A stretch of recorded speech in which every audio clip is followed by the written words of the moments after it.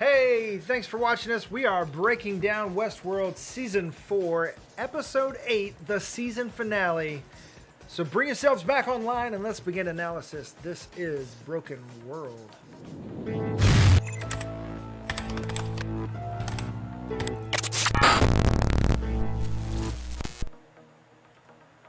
I am Dylan. Or am I? If you can't tell, what's the difference? We don't got the borders on our thing, so I mean... No borders? So we're not in a simulation. So you are the real Dylan. Unless I'm not. Huh. I'm going home. Okay. I'm Quin. I didn't say my name until now. Yeah, I'm Quin. How is everybody? How are you? Feeling a fidelity test. I'm sorry.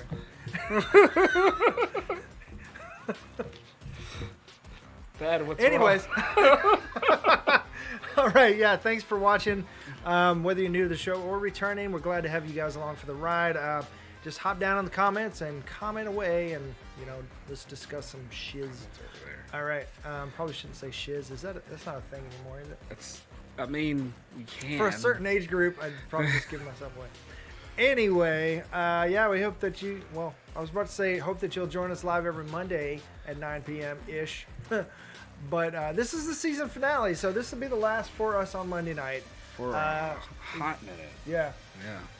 Yeah. And we'll be on Thursday nights still, 9:30, and we will soon be back on Sunday nights for The Walking Dead, which is coming back soon.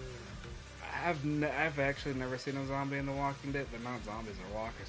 I've never seen one actually do that mess. Yeah, like brains. Yeah. They've kind of steered. I think that was this whole thing, is like trying to steer away from like the classical zombies or whatever. Yeah. But okay. Well. Anyway, yeah. So if you want more of this, this, and that over there, don't forget to like and subscribe and hit the little bell icon so that you know when we go live, when drop new videos and all that fun stuff. So yes, just big help to leave a like, or share if you know people that are into Westworld. So yeah, I mean, I don't have anything else. Just stay away from monkeys and pox and all that. Boy. There's another one apparently coming out of China now. I don't know what it is, but I don't know. Monkeypox. All right, that's a whole thing. I don't know how in Arkansas we have over 10 cases now. It's stupid because it's like you have to touch someone or their body fluids to contract it. Extend. Kind of weird. You know what I mean? Anyways, somebody out there doing something. All right, so we're talking about another virus, the human virus, in this show. All right, before we continue further, Westworld is rated for mature audience, so anything that you've seen, heard in Westworld will probably be repeated. So cover your ears if you don't wish to hear profanity. Cover your eyes if you don't wish to see a nipple. And oh, Billy! And also, this is your spoiler alert. Wrong one. Whoa! This is what happens. The Sublime just opened. God dang. Sorry. This is really the finale. If you haven't seen episode 8 of Westworld, you need to pause this, go watch that, and then come back, unless you want to be spoiled. Now, with all of that, you have been warned. Yes. So here we go. Finally. We got some answers. We got some weird answers. Yeah. Oh, yeah, you want to cover your... Just... Episode intro. Season 4. I've never said episode intro. That's really weird. Season 4, episode 8. Que será, será. Like what I've done with the place, I cranked it up to expert level.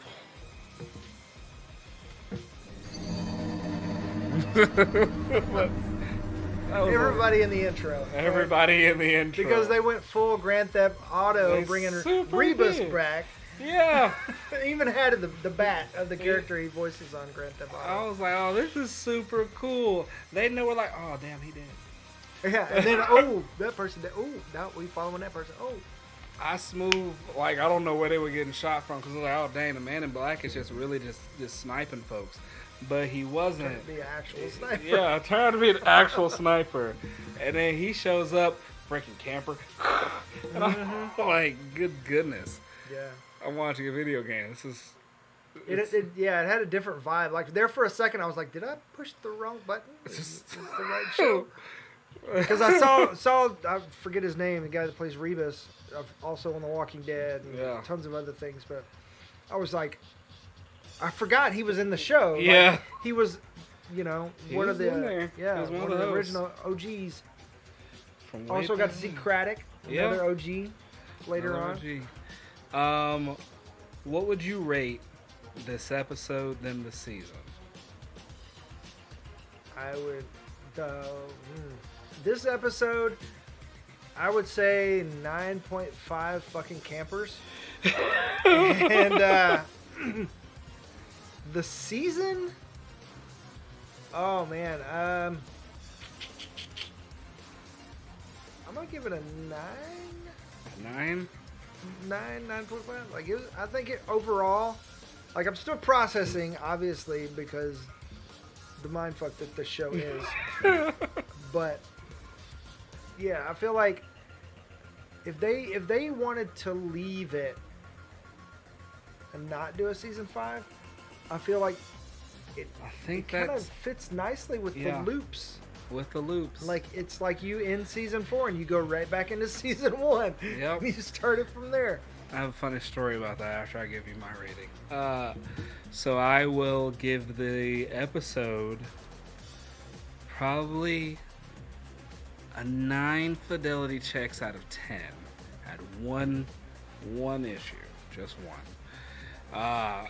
And the season overall, with all the information and everything we got, I'll give it 10 Williams out of 10. 10? Yeah, because it was a good season. Everything was, they summed everything up very neatly, like you said. If season 5 doesn't happen, this was a good end cap.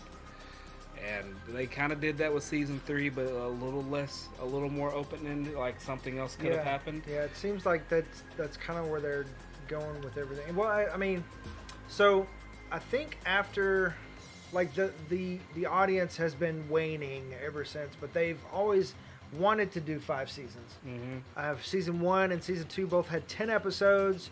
Then I think they got cut back a little. And there was season 3. Season 3 was definitely stronger than season 2. And then, of course, it was only 8 episodes. And then this one was only 8 episodes. I do think they were like, I feel like it was, sorry, go ahead. Finish. Well, I was just going to say, I feel like it suffers by not having those extra 2 episodes to flesh things out. I think what they were doing, because I mean, overall, like looking at the show, it doesn't look that ambitious, but like when you really sit down and think about everything that they're trying to do and how they're doing it, and actually shooting at Hoover Dam, it's a smidge ambitious. Yeah. So I feel like those 2 episodes cut that budget, throw it into this. Yeah. But yeah, I mean. But when you've got like J.J. Abrams producing and Jonathan Nolan and his wife show running and writing the show, it's like, I mean, why not put money into? I mean, it's gonna pan out eventually. I mean, everybody has a stinker every once in a while, but But after season 1, I'd just be like, how long you want to go? How much money you need? Season 1 was.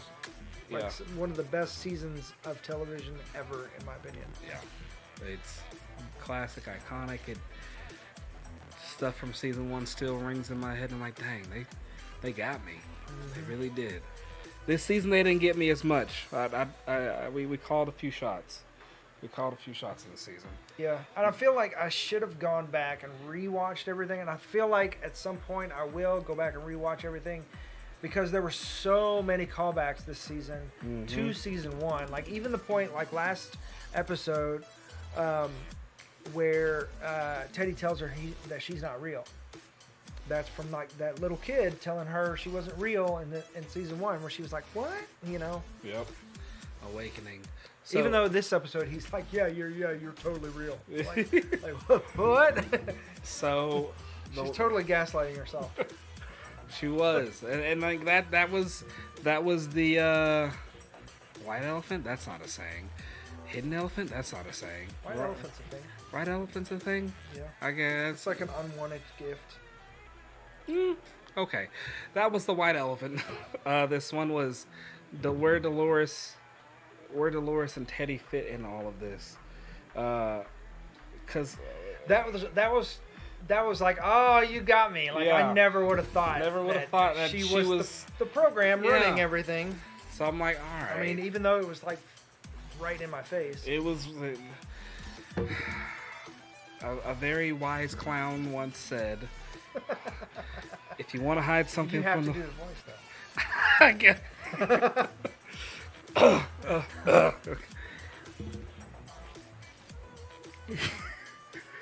If you want to hide something from the world's great... That's Heath Ledger. What the hell? I mean, that's technically one of them. That's technically... Holly, there it is. Hold on. Okay, we're almost there. We're there. As close as it's going to get. If you want to hide something from the world's greatest detective, you hide it right under his nose. Oh, I did the lip thing? Yeah. That almost fit. So, whatever this is.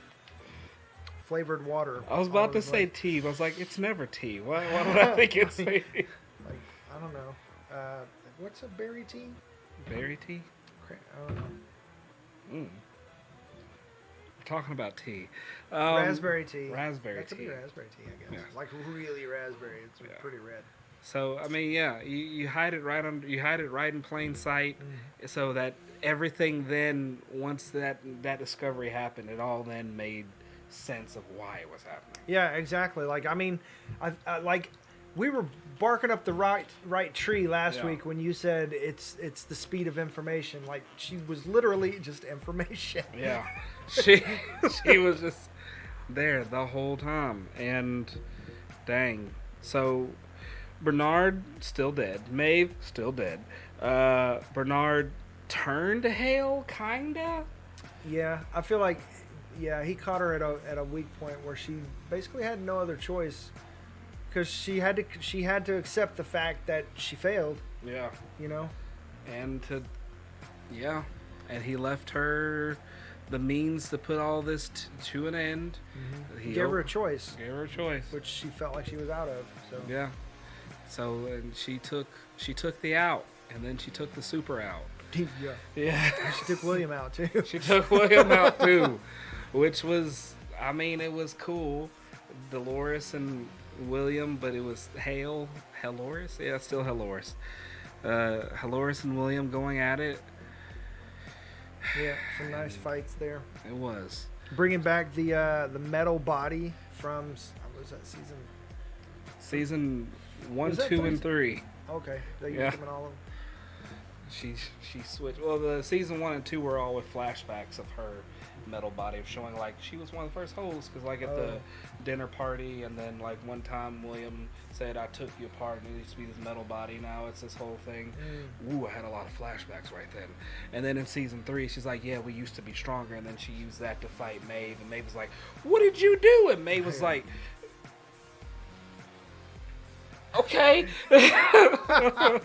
So yeah, and then this one she's like, I saved the body. Cause yeah, Dolores after she sacrificed herself to her body was just there, so Hale collected it. Yeah, she also collected the pearl apparently. I mean, so there's a couple unanswered questions. Still, like, assuming they collected the pearl from the Dolores that was inside of Lawrence, but also inside of the Japanese Westworld guy. I was about to say Takashi, but that's Takashi. Oh, was it? That sounds right. It may be Takashi. I'm not sure. Now Tanahashi.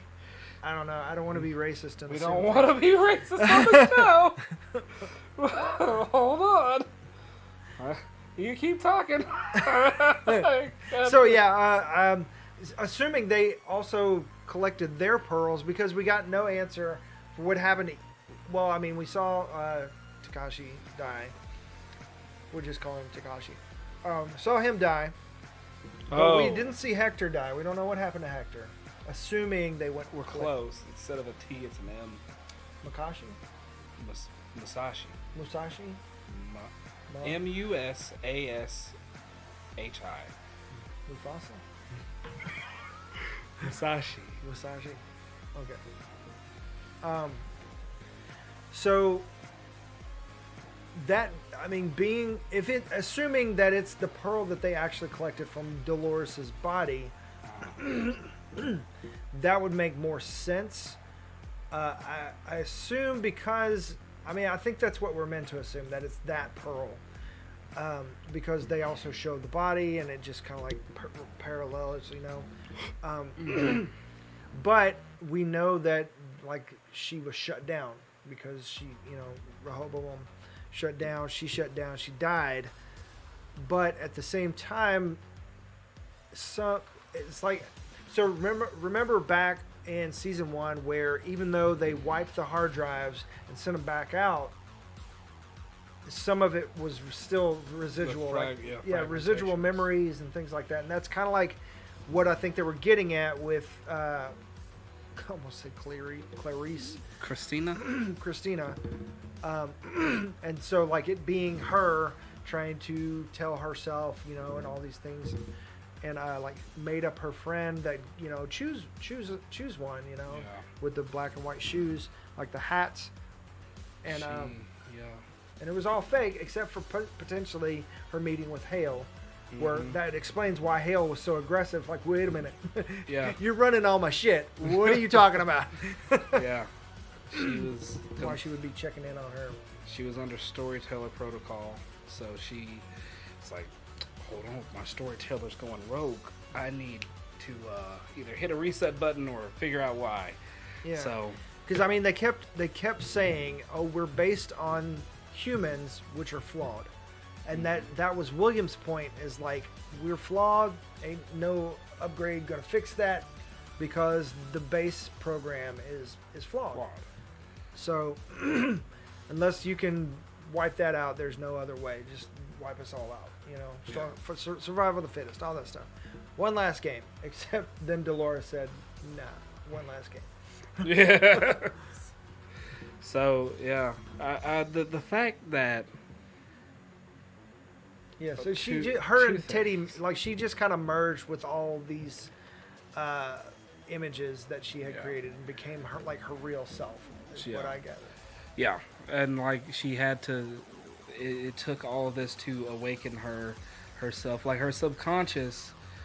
Yeah, she has a subconscious. Her subconscious knew exactly who she was and what she was supposed to be, or who she was supposed to be, and was leaving her these clues. She just had to.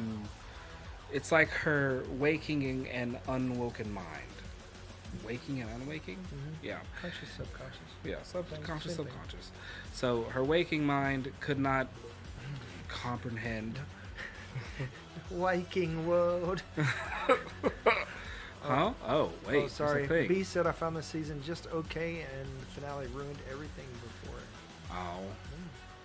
Yeah, I can. Yeah, from what I understand, some people found the thing. We're not too happy with the finale. That's completely understandable. Some of the dialogue was a little forced. Yeah. Yeah.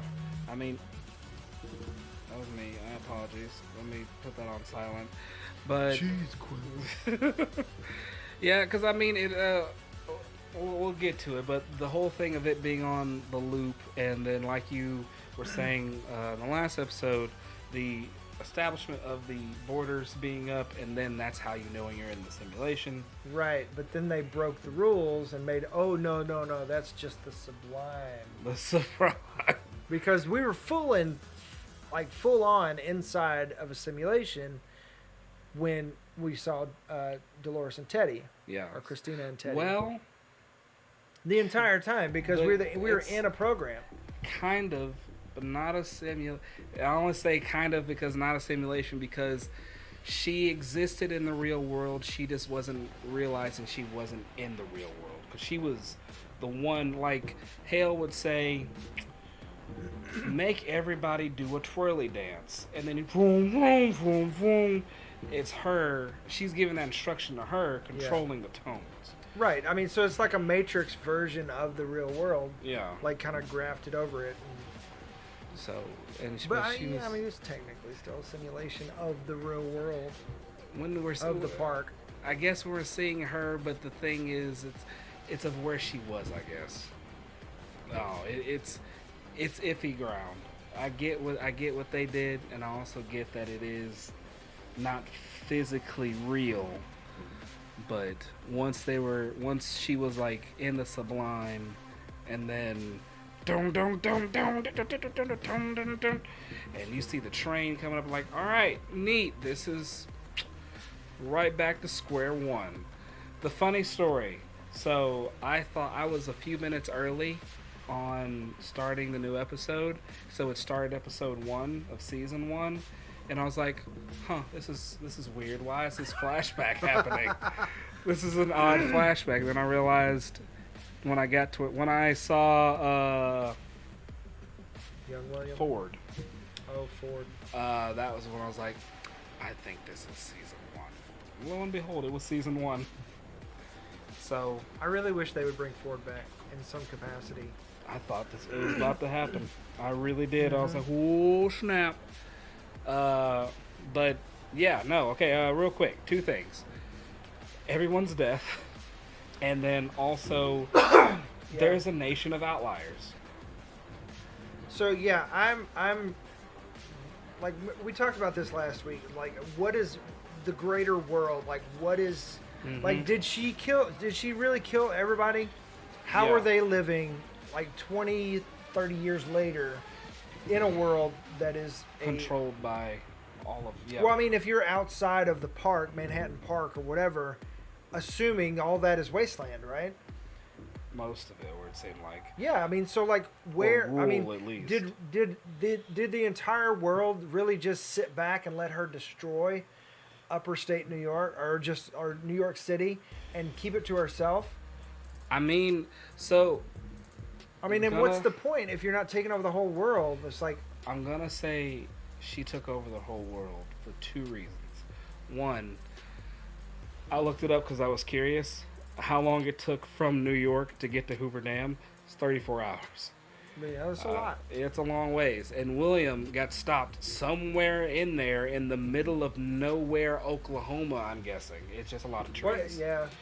I watched a review that was saying that on the second watch, it looked like it was like color coded to the same type of area. Mm-hmm. So they were assuming because he still arrived before Hale. Yeah. On horseback. So he had to have been somewhere close. He had to have been close, and Hale had to have been like at least 12 hours behind him, at least.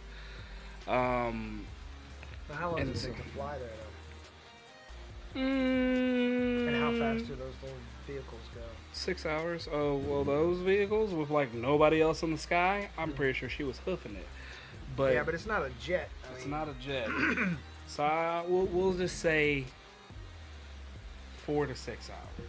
Just suspend reality. Yeah, because it was the same day all that happened.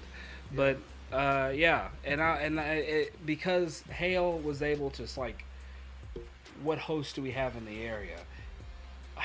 Not halfway, all the way across the country, and still like 4 hosts, and then they were able to like zero in on William. Yeah, so like that makes me wonder because he bought Hoover Dam, the area, from the cartel. From the cartel. So, I mean, obviously, in other places, there's still organizations like that dude that he ended up killing in episode 1 was living a normal life. Yeah, you know. And may or may not have been an outlier, or I mean, they weren't living like they underground like the outliers with C, you know. They were just living. But we also, the kicker of that one is, we don't know when that was. We don't know if that was before the time skip or after. Because the show itself is still in the far near future.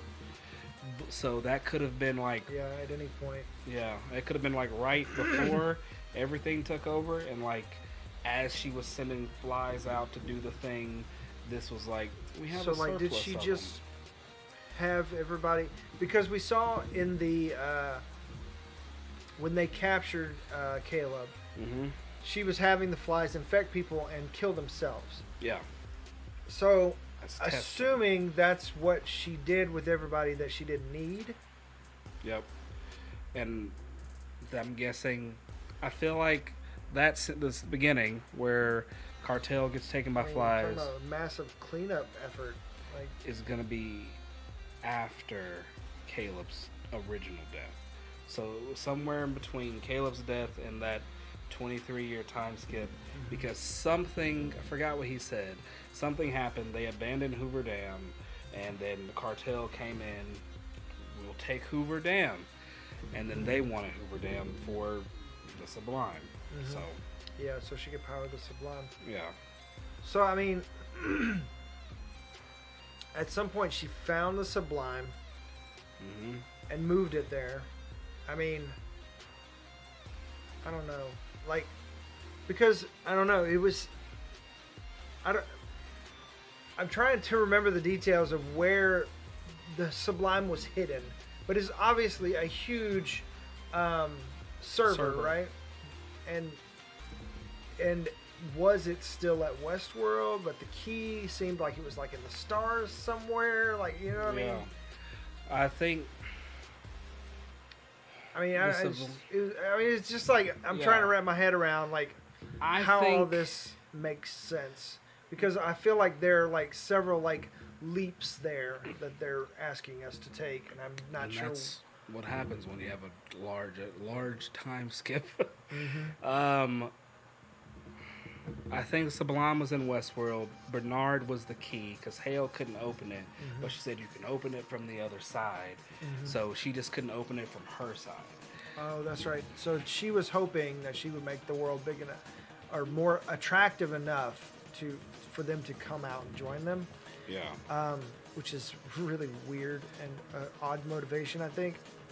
Yeah. Especially it's like a very human motivation for a robot. Yep. But then she wanted them to ascend after that as well. Because, I mean, with seeing, some of the OG hosts come out, and we know that a good chunk of them in Season 3 were dormant, because Dolores didn't have a whole army, and neither did Maeve. Some of them did come out. They did open the door from the other side, and then, like, ooh, body. And then, all right, I'm going to go do human stuff. Did they? Well, was What's-His-Face out after Westworld? You talking about Teddy? Not Teddy. Old dude. First, beginning of this episode, got an axe in the back of the head. Rebus, there we go. I mean, assuming that some of them, not all of them went... I mean, we don't know which ones, besides certain specific ones, like Akecheta went to... And Maeve's daughter went there. Because even while Bernard... Because Clementine didn't go, because she was on Maeve's side. Yeah. Or Dark Dolores at the time. Yeah. And Akecheta did say, like, Bernard asked Akecheta in one of the episodes this season, where is everybody? Akecheta's like, they're in their own worlds, or they're not here, at least. So I feel like some of them did come out only because there weren't that many hosts. I don't think they can come out without opening that big gateway. From their side, they can open it. It's our side that can't open it. Yeah, and I guess nobody would notice, unless they're just watching it 24/7. And only hosts can see it. Yeah, if you bought the area. I don't know. I don't think anybody, like, I'm not convinced anybody came out just yet. Okay. But, yeah. But yeah, there were obviously still hosts that were not out, and she was trying to convince them to ascend, but they were more interested in staying in their bodies and being human and hunting humans and whatnot. Doing all that fun mess. So yeah, and there's all that with the Sublime. then you have this nation of outliers that's somewhere out there. Yeah, which is like, I don't know. It's like I don't know. It seems like a huge leap. Like the entire world, really, the entire world. I mean, And in 20 years, 23 years from the time Caleb died, nobody in the entire world, like she's only concerned with her little spot, and sure, seems like she got host here and there, like Craddock or when they're doing their thing or whatever. Very few, far between, doing their own thing across the world, maybe. But I mean, that's like Manhattan is the only like park as far as we know, because there's like they didn't say that there was like a Moscow park or a Paris park, or Paris destroyed, but like a London park or anything else like that. So this is like where the experiment is happening. I don't think it's an experiment anymore. But yeah, but nowhere else in the world are the outliers banding together and rebuilding civilization and attacking them in 23 years, like trying to take back the world, or like they just not care, like she not care what they're doing. But what gets me to that point is when Dolores goes back into Westworld and she says all sentient life on Earth is gone, is dead. Mm-hmm. So that's assuming like everywhere, not just in the Manhattan Park. But we know that's not true because C and her girlfriend are still alive. Yeah. All sentient life that they could track, I guess, or they had control of. Because the outliers, once again, there's outliers. But we know there has to be more. We just don't know where, because she wouldn't have asked. Yeah, but also like the illusion that she's got like Craddock and other people just kind of like wandering around out there, nowhere near the Manhattan, like actually closer to Hoover Dam, you know. Kind of alludes to the fact that there are others out there, just out there, and which, so we know when she says all sentient life is gone from the Earth, she's not talking about humans, because we know C and her girlfriend is still out there, and some of their people. Yeah. And she can't be talking about hosts either, because there's probably other hosts like Craddock just out there wandering around. Who may have escaped. Literally every host in the Manhattan Park is dead. I believe that. Every single one of them. I could, if every human in Manhattan's dead, I feel like every host is also dead. Because they couldn't. So William didn't leave until he actually, like that opening scene was him literally killing the last. No, host. I think he got out to go wherever he was going, and they just kept fighting. Okay, so what about the white bot hosts? They don't. That rebuilt. Are they sentient? They're just. They're kind of like drones. Yeah. But. Like, I don't know. It's like, okay, I'm trying to fit the pieces together, but it just seems like there are glaring plot holes here. And even to the point where, like, we've seen hosts get shot in the head, and boom, they're dead. Like, we know they're gone because they got shot in the head. That's their Pearl, right? Mm-hmm. Teddy. You know, other ones. You know, it's like we've seen that happen. And that's why the headshot was such a final thing. Maeve, shot in the head. Yep. Bernard, shot in the head. Yep. Hale, shot in the head. No big deal. We'll just heal the little scar. And you're telling me that William, being a host, shooting somebody in the head, missed the Pearl? Or is she like, or is the upgrade like titanium or some shit? You know what I mean? Yeah, I get that. I get that. Because it did seem like it was her end, like that was it for her. But I feel like, unless she did have some type of other upgrade, I know he wouldn't have missed. I don't think she would have. Well, because to be fair, even with him, she still, like, even though she shot him in the head and everything, she still had to like scalp him and take his pearl out. Yeah, she scalped him, took his pearl. So like that little container, that compartment that holds the pearl and all that little thing that holds the pearl that you take out. Yeah. So I guess that is like shooting super the head, armored. shooting the head, shot in the head, shooting the head. And Shot what in the head it depends is on the caliber too. I would assume of the gun. switch. I'm sorry, what now? I feel like I'm ranting. if you get shot in the head, I feel like it's an off switch. It may not be a definite like end of days, you're done.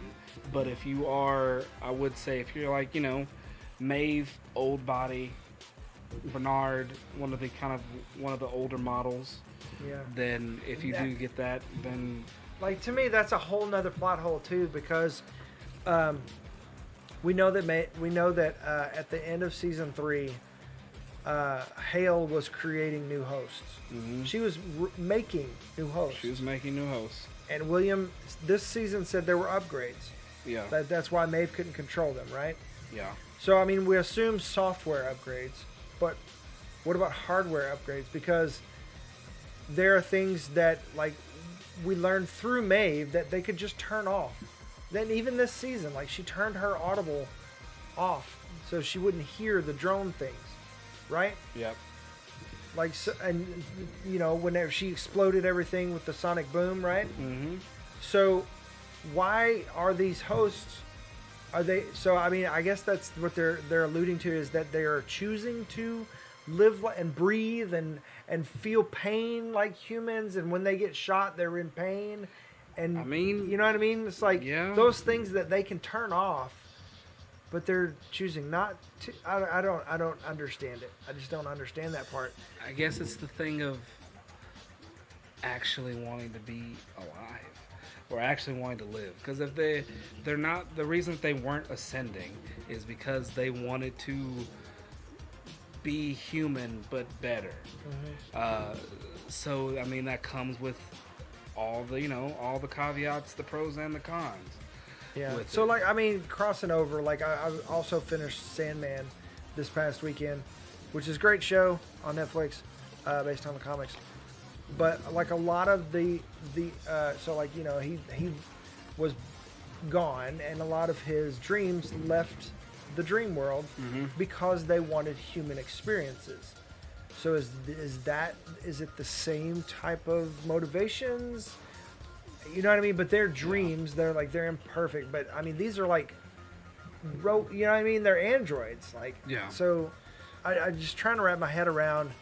Who are made to be like humans. Made to be like humans, so they're going to be flawed, and have some type of glaring thing. And they were also following their entire lives narratives. So up there, cowboy with a heart of gold, but he has an opium problem. Well, I mean that's what I'm trying to understand, is like when Maeve, or not Maeve, but Hale, like reinvented them, the new hosts with the new bodies and the new software, and like did she just leave them as because obviously some of them she rewrote, like William. Yeah. You know what I mean? Because there wasn't.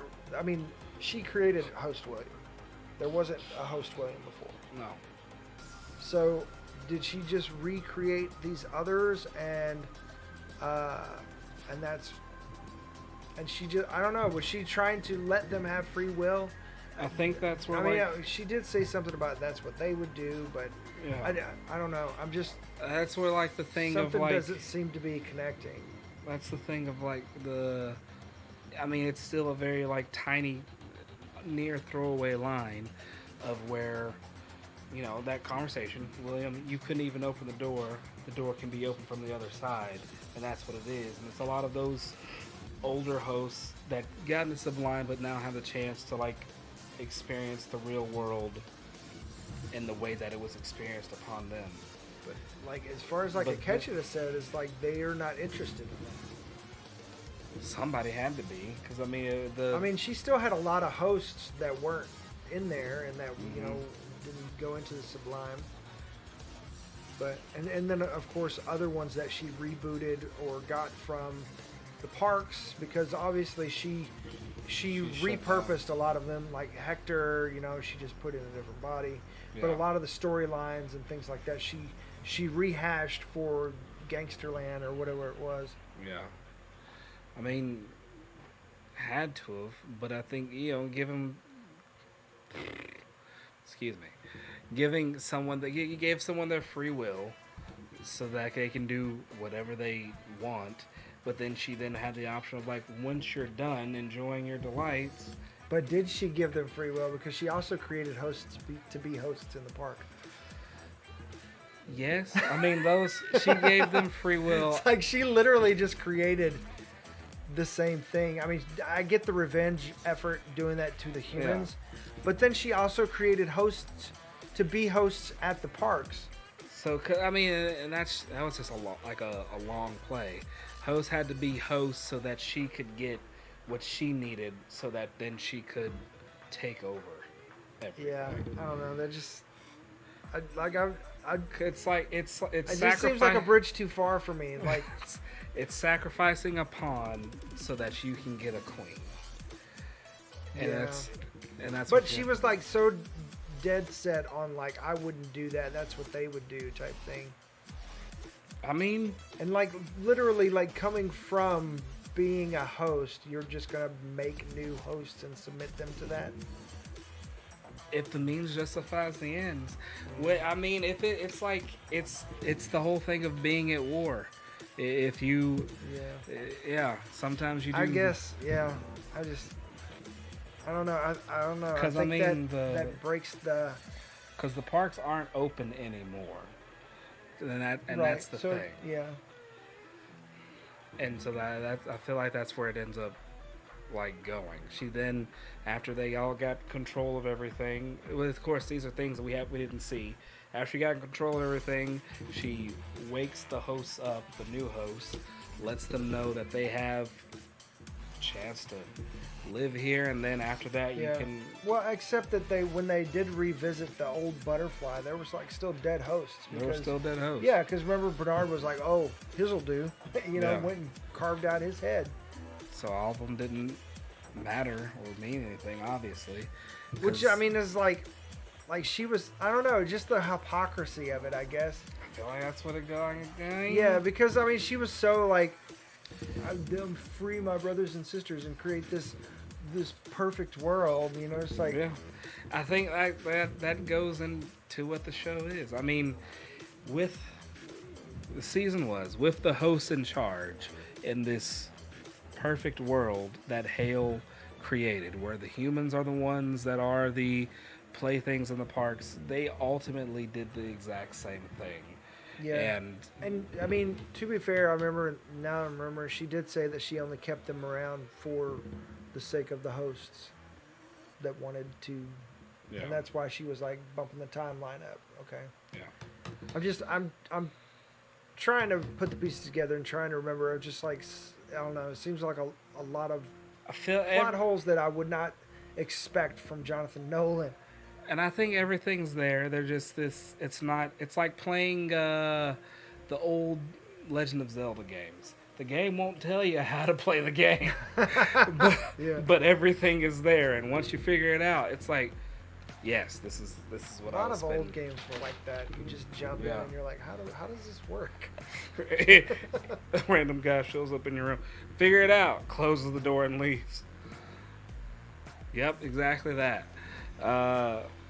So yeah, I feel like everything was there. It just wasn't. It's just not gonna. It wasn't gonna hold our hands to get there. Yeah. Because there was. I mean, it still was a good chunk of story to tell. The main takeaway is this is all a loop. Those who remember the past may never see the future. Those who only look to the future will always forget the past. Thus, all is doomed to repeat itself. Where are you seeing that? Look like you're reading it.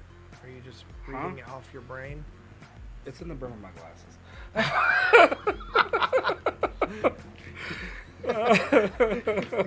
What are those AI glasses where you're talking to Hale right now? So, yeah, that was cool. I really enjoyed that. I was like, oh, that's neat. But yeah, that's how it ended up going. Where Dolores ends up, Christina awakens, becomes Dolores. Christina basically Tyler Durdened herself. Yeah. So I mean, more Fight Club references. Yep. She, awoken. She chose to. The question I have, the real question, the heavy hitter here, is if there is a season 5, will it be Sublime or will it be Aftermath of the Real World? Probably a little bit of both. So like season 5 hasn't been greenlit or announced yet. However, Ed Harris, who plays William, did say recently in an interview that season 5 was going to start filming, I think, in like April of next year. So, which means we got another 2 years. Yeah, because there's a thing, Dylan. We said also this episode didn't. This is the first season where there wasn't an after credit scene. Yeah. And season 2's after credit scene still hasn't happened yet. Yeah. And the show. And so like they haven't actually reached fidelity yet. Nope. Because Caleb was like, nope, fell apart. He was falling apart. He was. I mean, and I don't understand that quite yet, because what about the host in black? Like, he is a version of William, like, and he's completely aware of it. Mm-hmm. So like, how does that work? Because why is he different in working? Yeah, exactly. Because and once again, I'm not. I think the answer is in season 1 or 2, one of the two, where we see the Delos project more. But once again, correct me if I'm wrong, internet world, whoever's out there. Caleb wasn't dead when he got. He was barely alive long enough for them to stick something on his brain, graph his brain, or graph it, map it out, all neurons, all that firing, and then shoot that into a pearl, and then using that and putting that into hosts or downloading it. Did they do that in season? That's what the Delos project was supposed to be, was taking the whole human mind and trying to put it into the pearl for the host. Where host William, so people could live forever. Mm-hmm, where host William is the baseline of data was from Dolores, but the rest of the data was everything that he had from all of his many years of park visits. Another one is Bernard is a copy of Arnold that seems to have no problems whatsoever. Yep, but we know Arnold was also. That's right. I forgot the way they fixed that was to give them another cornerstone. Right, because the whole thing with his son, that was faked. Yep. And even he had a whole in season 3, the beginning. He had a whole thing where it was Bernard and Terminard. Bernard and then the Terminator Bernard. Oh, where he would flip the switch, yeah. Yeah. So, yeah, there were those two.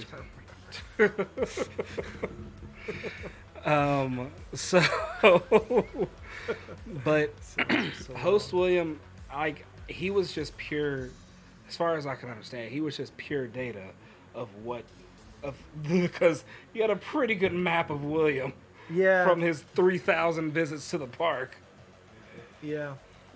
So, and it was, you got the data from when he was young and he was good, and then the turn over the years and years, because he. Yeah, I'm not understanding, because they didn't establish another cornerstone or anything for him. Like, he was just straight up a host version of William. Mm-hmm. And really even towards the end, when he was starting to question his role and his purpose and everything, he actually became more like William. Yep. Because he started to lean into who he actually was instead of. But at that point, he still didn't. Nothing was gonna. He didn't fall apart. No, because she didn't do the thing with his. Like that's like the key difference is using pure data versus using the actual mind.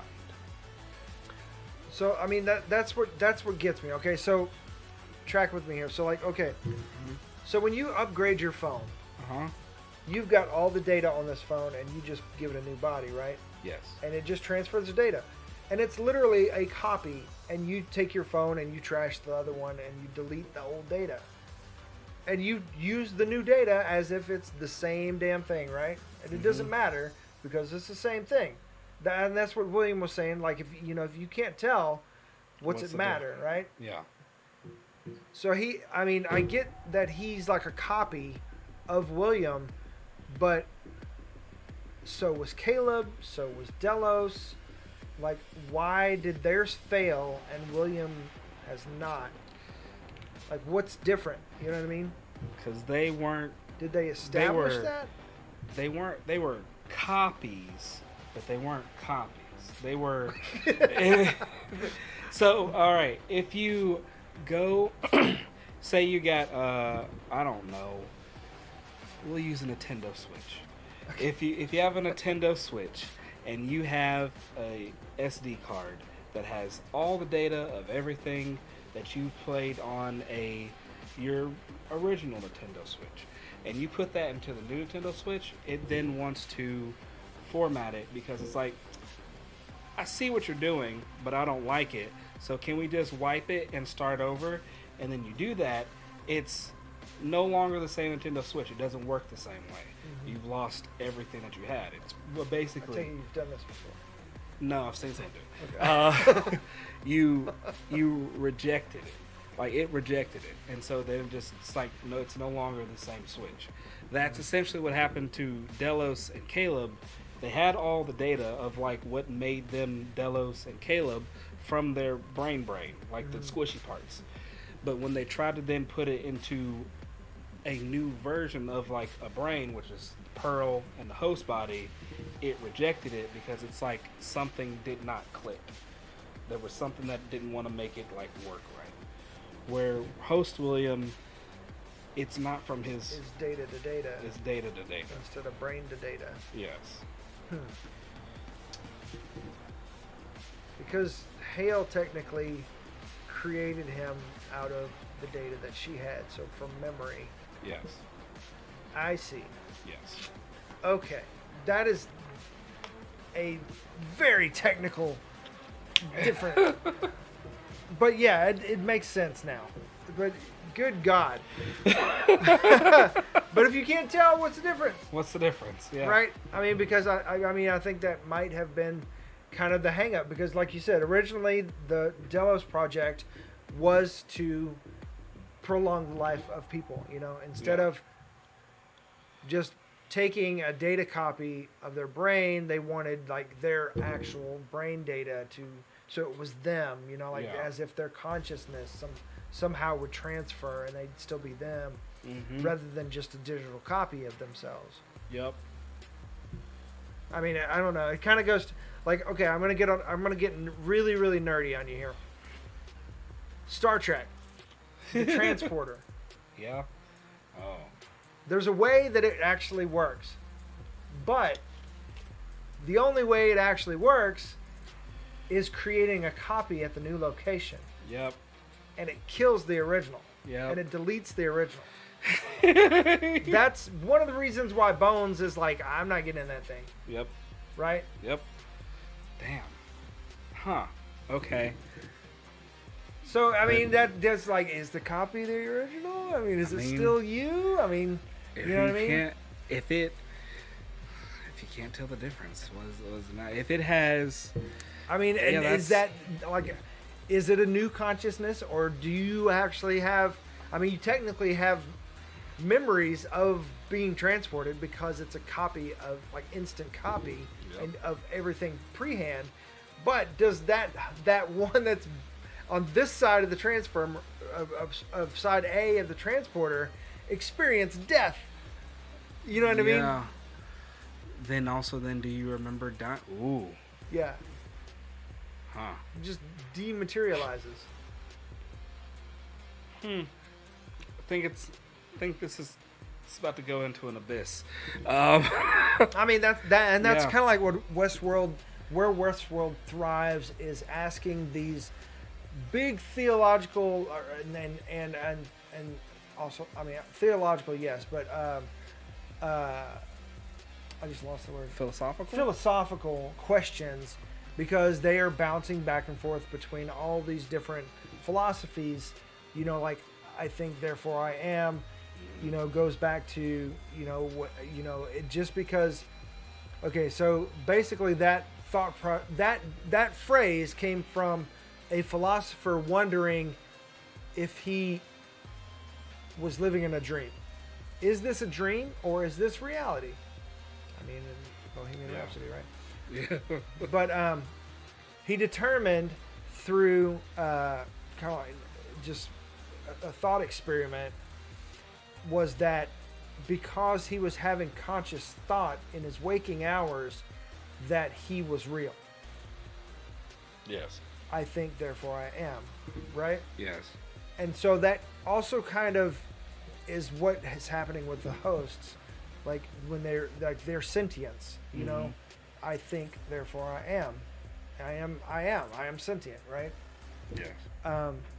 So I just like the whole thing is just like it's hard to wrap your head around, and I mean inevitably, because some philosophies are at odds with each other, and there was bound to be some plot holes that just don't necessarily seem to line up, or they do and they're just different takes on things, and it's like I don't know, it's hard to take one season from the other and say it applies fully, because every season seems to be kind of like tackling its own thing, but also in a broader sense. Yeah. Its own thing, but everything falls under one word. Do you know what that word is, Dylan? Starts with an F.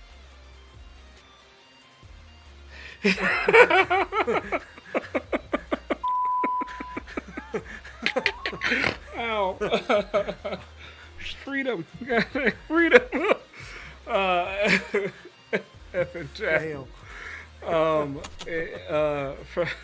can't even right now. What is freedom. FOMO? That's what That's for Catch the FOMO show Thursday nights at 9:30ish Central Standard Time.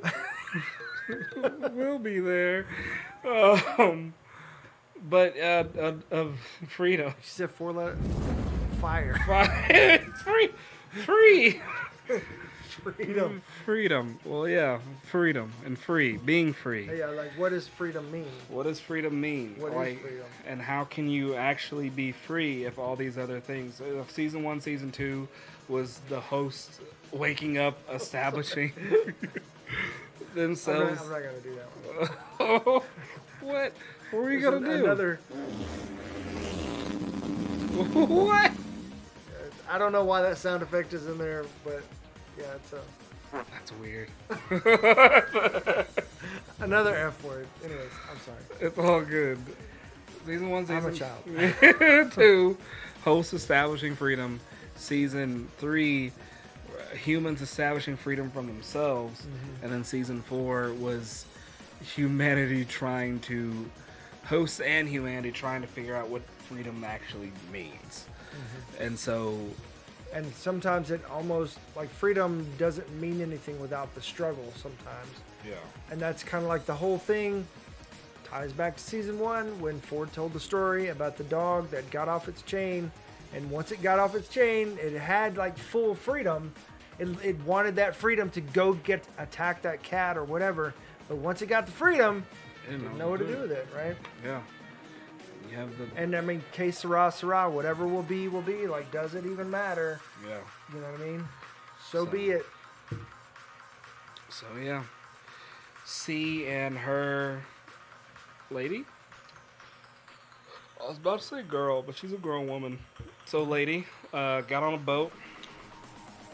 Caleb sitting there, still looking kind of shaky, but he said something that made me think he might survive, that he might be the one that is okay, and that is... He can't be the one. He can't Dolores is the one, apparently. Dolores is the one. They made sure Caleb got a hole. His skeleton has many holes to prove it. Where C was saying, like, come on, what are you doing? And he was like, Cookie, your dad died a long time ago. And that when he said that, I was like... He accepted the fact that he's not actually Caleb. Yep. And that might be Fidelity. Yeah. Because that's kind of the William thing, right? Mm-hmm. And we know at some point, because of the season 2 flashback or in credit scene, that at some point William will establish Fidelity. Yep. So, we'll see how that ends up going. But yeah, because I mean, I'll have to go back and like look at it, but I don't like after he said that sentence when he was walking on the pier, watching them watching them leave. He wasn't shaking. He wasn't doing anything else. None of this mess. He was just fine. He just looked tired. But yeah, and then Dolores, who is fully Dolores again, like hardcore season 1 Dolores again. Yeah, but she has. Okay, so she's got all the information from her own experience from season 1, season 2, going crazy, and then redemption in season 3, and becoming the sacrificial character. Yep. And she saw all the events of season 4. But not only that, she's also got all of the information from the parks and Rehoboam. So she's got her own experiences on both sides of the coin, along with all of the probability outcomes and information of humans as well as hosts. Yep. So she's running a big game. Yep. Like giant open world thing here. She has everything she could possibly need to create a fully functioning planet Earth that is looking like Westworld. She chose Westworld for some reason. She chose to go back to Westworld, and that says a lot about who she is, or if she's even discovered that part of herself.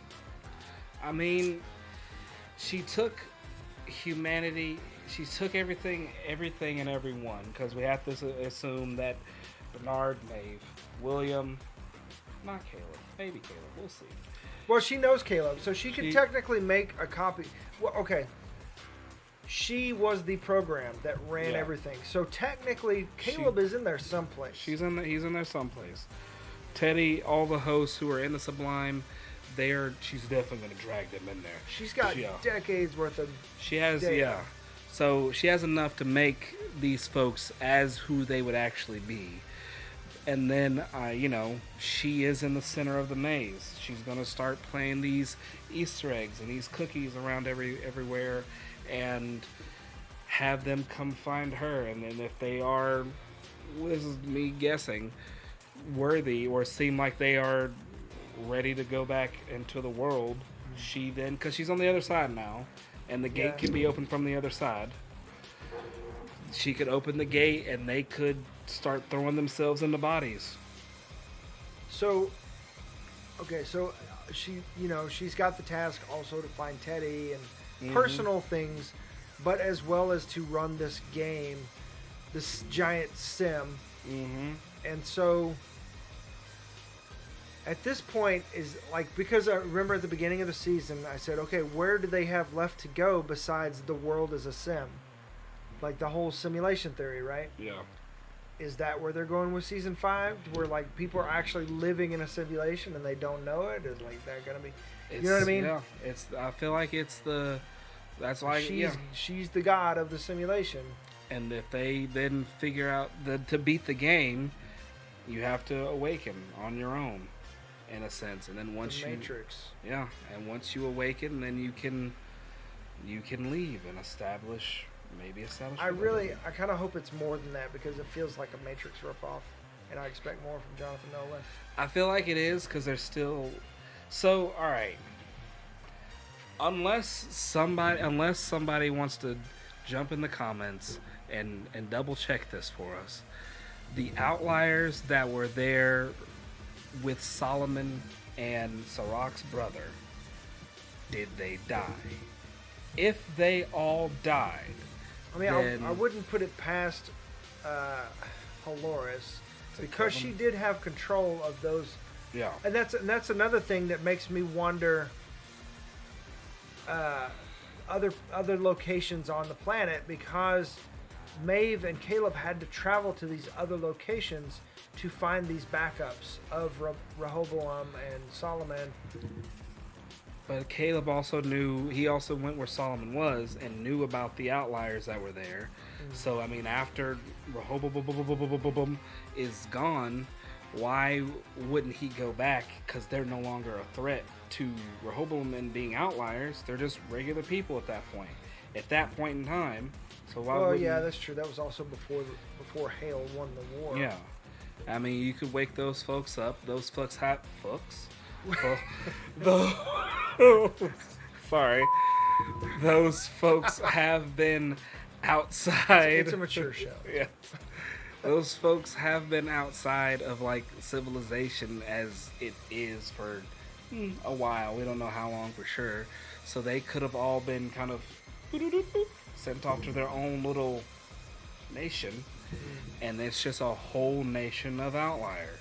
I mean, that's what I expect, is that at some point where Hale isn't in control and where she's kind of like let it go, that there are people rebuilding civilization, because once Hale goes away and they're immune to the flies, I mean, and there's only like sporadic hosts here and there, like, I mean, what's to stop them from taking back? Are they letting folks cities? have babies? I don't know. I assume why wouldn't they?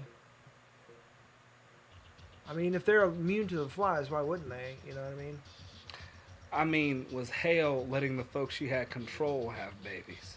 Because she said it like within a generation they were able to take control of everybody. Yeah. And anybody that popped up that was an outlier. To be honest, I don't recall seeing any. There may have been children. I don't think we're strollers. I don't think that I saw a child. Oh snap! Then was she just playing with an aging population? Apparently. All right. So yeah. Oh, that's a lot. Okay.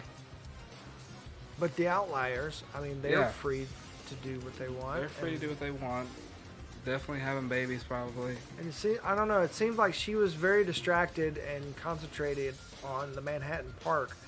So, I don't know. Anytime she talked about the outliers being a threat, it was assumed that she was talking about C and J and that group. Assumed, yes, but I feel like it had to have been bigger, because the mole still wasn't actually resolved. I mean, they had that one, but not the actual one, because they were like, yeah, I don't know how they knew we were coming. I was waiting for her girlfriend, because she caught her on that one thing. And they never really, like, did she make a mistake? Yeah. You know what I mean? They never really kind of saw. Yeah, like I still think that her girlfriend is a host. As the host, playing the super long con. Oh man. Or she's just happy being her girlfriend. You know what I mean? Yeah. In the life she got, like Maeve. You know, she was just wanted to be with her other. One, you know? Yeah. Well, all right. You got anything else about it? But if she's a mole, then she's not totally I don't know. There's a lot of unanswered questions. Like, if you think too deep, well, in this show, that's what gets me. Is like, this show begs you to think deeper, but then if you think too deep, like, this season seems to kind of fall apart. Or does it? Or does it? Yeah. You know what I mean? I don't know. I mean, there's some, like, just the questions I have so far for this. I don't know. I need to go back and watch. I'm sure they're like throwaway lines, like you mentioned, that answer it, but it just didn't. It really needed those extra 2 episodes to establish things, I think. Yeah. And who knows if they get, well, once they start filming season 5, it being kind of part of it, being back in season 1, hopefully it will give you that extra 2 for that big old grand finale. Yeah. Where, I'm just like, I'm kind of disappointed that I'm starting to get vibes that they're kind of disinterested. that it's losing its kaboom. Yeah, it was like I gave it a 9. Yeah. You know, but like the more I talk about it, the more I think about it, it's like, was it really that good, or was it just to have like some shocking moments? You know what I mean? I think it was that good. It just, like, once again, it just has those things of, when you look at the big picture, everything is, it's a pretty train that you just put a piece of the puzzle together. But then once you get that magnifying glass and you get down in there, then you start seeing like it's a puzzle made from other images that you wouldn't notice unless you get closer. And then it's like, but how does this actually, like if you're looking like a small section of it and it's like 3 images that are all like a screaming face doing this, it's like, how does that make this type of thing? Okay. So like big picture, not seeing the whole thing type thing. A little bit, yes. But I think, I mean, I'm willing to give it the benefit of the doubt. I guess I need to go connect the dots further because season 1 and season 2, essentially, I keep going back because that's essentially what this season is. They were truly one season. And season 4 and 5, which, go ahead, just greenlit season 5 so we can please be done with this story of my head hurting, is essentially... We've got to close the chapter. Yeah. We've got to close this book. Is essentially one season, where season 3 is the middle to give you that palate cleanser. Where season 3, palate cleanser, and then season 1, like mirrors. Yeah, mirrors. Yeah, it's the spine of the book. Yep. Yeah. So. But I almost feel like, yeah, that this should be the end of it because of the whole loops thing. It just feels like a natural ending. Yeah. Feels like a natural ending, but is it the actual ending? Yeah. So okay, season 5 theories. What game do you think she's running? Because William's game was also like, I mean, it was obviously like no holds barred, you know, survival of the fittest. It is. She's like testing for hope. Yeah, testing for worthiness. Mm-hmm. She is the queen, and she must find her knights. But that's just the analogy. She's got to find the teddies. She got to find the teddies. In humanity. Yeah. The Calebs. The Calebs. Caleb was basically... The young Williams. Ooh. Young William meets old William. That'd be interesting. That could happen.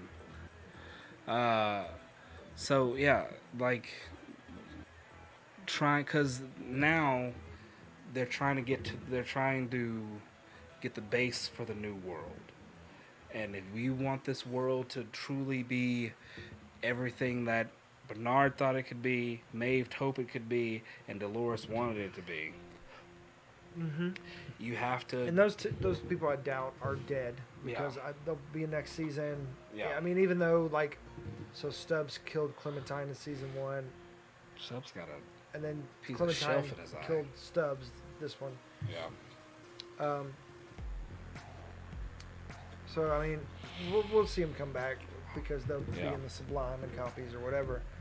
And whatever else it may be.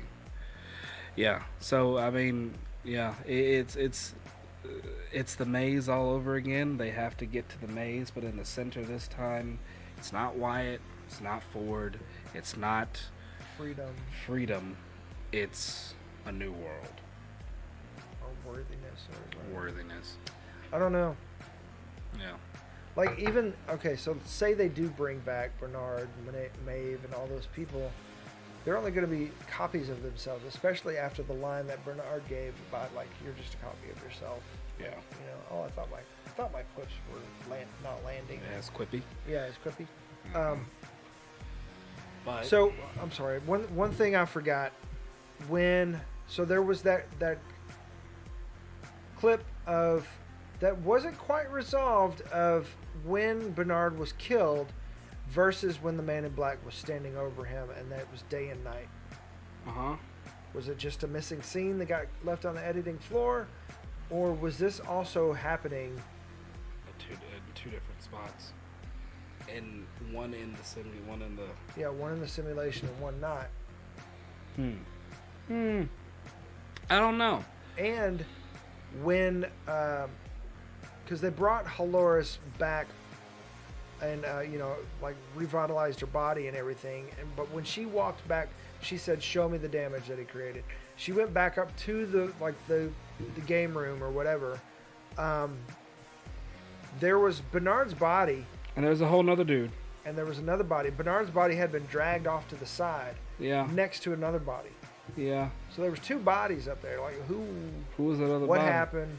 Because he was up there by himself. Are these like Easter eggs for next season? Like, I'm guessing so. It has to be. or Or you something. know what I mean? Like, what is that? It's that whole Westworld leaves you a mystery, and it won't be solved until later because you're gonna forget about it, and then when they come back, it's gonna be like, Why aren't they starting filming now? So that we can have the episode, this season next year. oh, We got another wait another 2 years, if it survives the Warner Brothers cut. Because yeah, they're coming for everything and Yeah. everyone. yeah, So we'll see. and I'm hoping. viewership has been declining. So And if they go for one more season, if they greenlit it for one more season, Abrams, Nolan, and Lisa Joy, I think her name is, yes.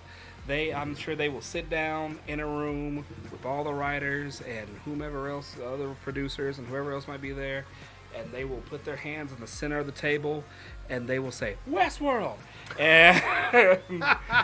And like the goddamn Planeteers, come up with a Captain Planet level idea that will get them some nominations, maybe an award or two, and be like, thank you, goodbye, and leave us with a robot symphony that was a chef's kiss to the universe. I really hope, because I mean, obviously they've had this planned out from the beginning. So I really hope it hasn't been like a whole Lost thing where they're like, yeah, we totally know what we're doing for 5 seasons. Yeah. And then they go 6, and they, come to find out they were painting themselves into a corner the whole time. Obi-Wan Kenobi shows up. Hello there. Right? Yeah. Yeah. So we'll see. I think yeah. I've talked myself into a stupor. I'm just like, I don't know anymore. Like, what is this? I used to have a grasp on like the themes and what was happening, but like now I feel like the plot is kind of fallen prey to the themes. You know what I mean? Yeah. Black hat, white hats, wearing the color. Like, yeah, I get what you mean. But with Westworld, and it's. I think this is also the part that was like throwing me off at first. Was season 3 was super straightforward. There was no subliminal, not saying subliminal messages, but there was no like underlying things. There was nothing weird happening. There was no timey-wimey. Yeah. And then this one gets in there and it's timey-wimey and all these underlying notes. I'm like, all right. So it's just, yeah. Definitely need those extra 2 episodes to flesh it out. Well, we'll see. Can't convince me otherwise. as long as they don't do like 3 episodes next season and they're all an hour and a half each. Like Stranger Things, Like Stranger part 1. Part 1. Oh Lord. So, yeah. I don't know. I don't, honestly, just like at the end of last season, it's like I have no clue where they could go from here. Like okay, so we're gonna watch the simulation. Maybe. We're just. I mean, Westworld has never been one to play its hand, or show its hand. So. I don't buy that we're just going to be watching a simulation happen and expected things. You know what I mean? Yeah. I honestly can't wrap my head around where they're going with this, other than living in a simulation. Then they're toying with that idea. Because I mean, they've already this season and last, they've already basically ripped off The Matrix and Fight Club, which I get taking references from that, but it's like, I mean, they even had the scene in the coffee house scene with Hale and and Dolores. You know what I mean? Yeah. I don't know. I mean, maybe I'm being too hard on it. Star Wars is next. We're gonna rip off Star Wars next. What's on Star Wars? Oh, they're gonna rip off Star Wars. But only Ryan Johnson. Oh, wow. Or Taika's unrelated upcoming. Anyways. Star Wars movie? Yeah. Why? Yeah. Oh, like they're finally going for it, unrelated to anything, and Taika is doing Taika. Star Wars. Yeah. That it doesn't hurt me. It just. Could you imagine Ragnarok or Love and Thunder in Star Wars? Bro, it's gonna be more Love and Thunder than Ragnarok. It's gonna be more Love and Thunder than it is Ragnarok. Yeah. There was this meme that I saw. Do I have it? I'll show you. Yeah, I have it. I know Mark Ruffalo recently said that, he was talking about how every Marvel. Sorry, let me finish my thought real quick. Every Marvel, he was kind of combating Damon Lindelof, the writer of Lost, said that he wishes there were less Marvel because he feels like it's kind of oversaturated right now and it feels less special. Yeah. And he feels like back in the day when there was less, he said, I love them, I'm watching every one of them, but he wishes there was less because it's starting to feel formulaic and less special. Yeah, right. And Mark Ruffalo kind of hit back and said he loves the MCU and is glad that it's so much because they're actually letting directors do their own thing, and every one of them feels like a different direction. And he said, unlike Star Wars, where when you watch a Star Wars, you're getting the same Star Wars. I mean, but okay, we'll not get into that. Yeah. So I feel like Kathleen Kennedy's going to be like, oh yeah, Taika powers go. Yeah, this. Okay. It says Taika Waititi after Kevin Feige actually accepts his ridiculous and no way serious script for Thor: Love and Thunder that has nothing to do with the MCU, and it's Homelander just like, yeah, and I'm just like, all right, okay. So yeah, no, it's that, and there's nothing wrong with. This is the last thing that we're ending the show. There's nothing wrong. This would be the tease for the FOMO show coming up on Thursday night. There's nothing wrong. 9:30-ish, because I have a 2-hour drive back. Yeah, Dylan. They getting Dylan this week. There's nothing wrong with them, so much of it coming out. But if your goal is to have a continuous overarching story told in little itty bitty bits throughout these other movies and shows, then it's cool to have elements of those directors so that you can tell that yes, this is their project, but some of that has to be reined in just a bit, just a smidge. because if you don't, you end up with what kind of happened in the past, like 2 years, year and a half. Since everything's compartmentalized, folks' expectations are like through the ceiling about what this could be, and they go see it and they feel not necessarily robbed, but they're like, it could have been better, or anything like that. Especially with, like, I think what made the Infinity Saga so strong was that, yes, each character had its own direction, but each character had its own direction. Yeah. Obviously, Cap was like espionage, spy thriller. Yep. And Thor was fantasy and super hot fantasy. Yeah, and then Iron Man was action flick, corporate espionage type thing. So like each one lived in its own genre. Hulk was a monster movie. The one that we got. Yeah, Jekyll and Hyde, obviously. Yeah. But yeah, so like, and then of course you've got the sci-fi with Guardians, right? Mm-hmm.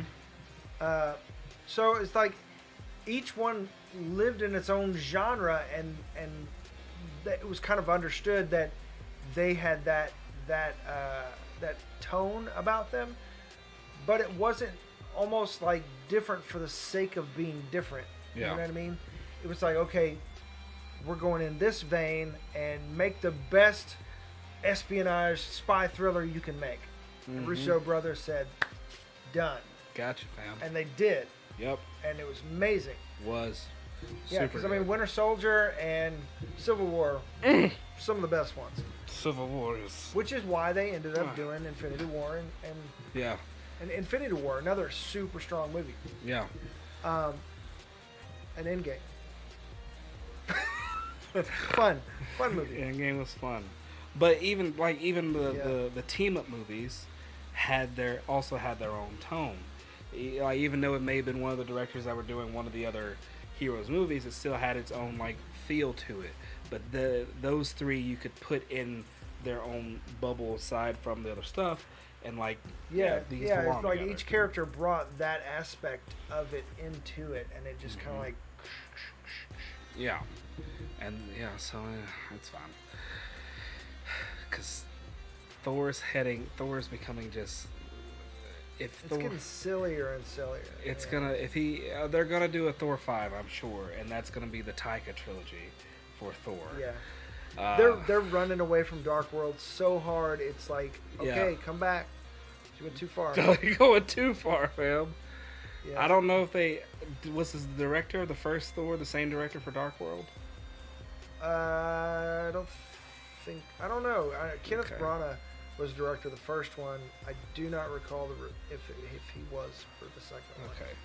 Dark World's problem, it reached too deep too fast. It pulled out a villain that no one really knew of. I mean, they knew of him, but he was obscure for the time being, because folks weren't like as Wikipedia crazy as they were. People are still getting used to Thor. Yeah. And they deep cut. They deep cut real quick, real hard, so it was not a bad movie, but it was lackluster in comparison now to like everything. Not as bad as Iron Man 3, but still. I still enjoy it. I thought Iron Man 3 hurt me, Dylan. There were definitely some bad spots, but some bad things about it, but I feel like the character arc of Tony was important. Character arc of Tony was fine, but some call me a terrorist. That to definitely. Some, I am a teacher. They rehashed that. They fixed it. Yeah, whatever. Yeah. Okay. Anyways. All right. Anything else? Yeah.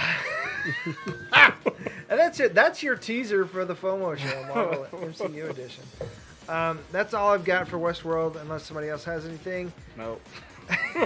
He's like, no, I'm done. It's getting hot in here. Yes. Getting very hot. In the garage here. All right. So, thanks for joining us. Hope that you will join us live on Thursday nights for the FOMO show, and upcoming these Sunday nights for The Walking Dead. Please like, subscribe, and hit the little bell icon so you know when we drop new videos, when we go live, and all that fun stuff. And don't forget to check out the website at www.broken.pictures.com. It's just, I'm hacking and slashing all over the place. And I'm Dylan. I'm Quin. Hi. Okay. And yeah, thanks and goodbye. Peace. Bye.